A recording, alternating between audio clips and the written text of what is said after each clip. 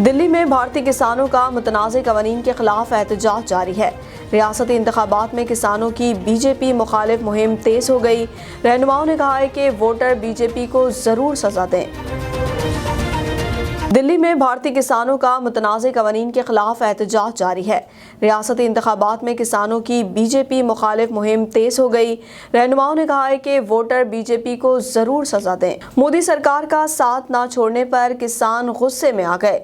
हरियाणा में किसानों ने बड़े मुजाहरे किए। रियासती हुकूमत के खिलाफ सख्त नारेबाजी की गई। मोदी, वज़ीर आला और नायब वज़ीर आला के पुतले जला दिए। मुजाहरे में सैकड़ों अफराद ने शिरकत की। 5 रियासतों में जारी इंतखाबात में किसानों ने बीजेपी के खिलाफ मुहिम तेज कर दी। शहरियों के पास जाकर दूसरी जमातों को वोट देने की अपील की गई। किसान रहनुमा ने कहा कि जिसे मर्जी वोट दें, लेकिन मोदी की पार्टी को वोट नहीं, सजा दें। काश्तकारों ने ऐलान किया है कि मगरबी बंगाल के शहर कोलकाता में किसान रैलियां निकालेंगे। 26 मार्च को पूरा भारत बंद होगा।